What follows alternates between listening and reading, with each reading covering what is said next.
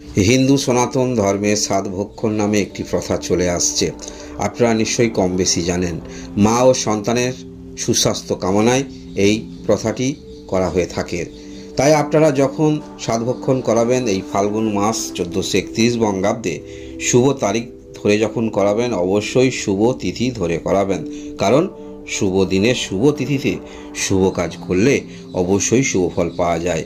তাই আপনারা যারা মনস্থির করেছেন বা সময় অনুসারে এই ফাল্গুন মাসে সাতভক্ষণের দিনক্ষণ উপস্থিত হয়েছে, তাই আপনারা আগেই জেনে নিন এই ফাল্গুন মাসের শুভ তারিখ এবং শুভ তিথিগুলি, এবং সেই অনুসারে আপনারা ঠিক করুন ফাল্গুন মাসের কোন তারিখে আপনি সাতভক্ষণ করাবেন।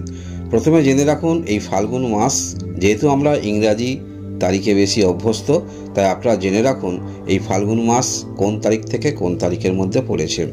এই ফাল্গুন মাস 14 ফেব্রুয়ারি থেকে 14 মার্চ 2025 সাল, এই সময়কালের মধ্যে ফাল্গুন মাস কিন্তু পড়ছে বা থাকছে।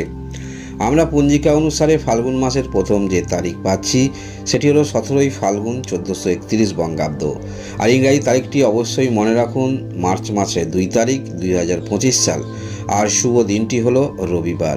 এই দিনে আপনারা যে সময়ের মধ্যে যে তিথি পাচ্ছেন সেটি হলো দুপুর 1টা 16 মিনিটের পর।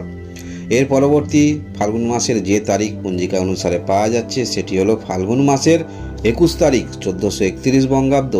আর ইংরাজি তারিখটি হলো মার্চ মাসের 6 তারিখ 2025 সাল। আর শুভ যে দিনটি হলো সেটি হলো বৃহস্পতিবার।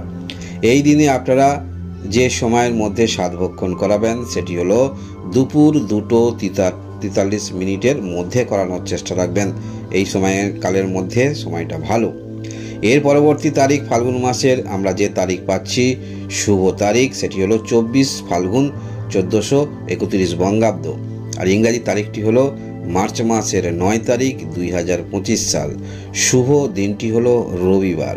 এই দিনে আপনারা যে সময়ের মধ্যে সাতভক্ষণ করাবেন সময়টা আপনি এই সময়ের মধ্যে করালে অবশ্যই ভালো শুভ তিথি বলা যেতে পারে। সেটি হলো সকাল 6টা 22 থেকে 9টা 38-এর মধ্যে করানোর চেষ্টা রাখবেন। এর পরবর্তী এই ফাল্গুন মাসের তথা শেষ যে তারিখ আমরা পঞ্জিকা অনুসারে পাচ্ছি সেটি হলো ফাল্গুন মাসের 25 তারিখ 1431 বঙ্গাব্দ। আর ইংরাজি তারিখ যে এটাই পড়ছে সেটি হলো মার্চ মাসের 10 তারিখ 2025 সাল। শুভ দিনটি হলো সোমবার।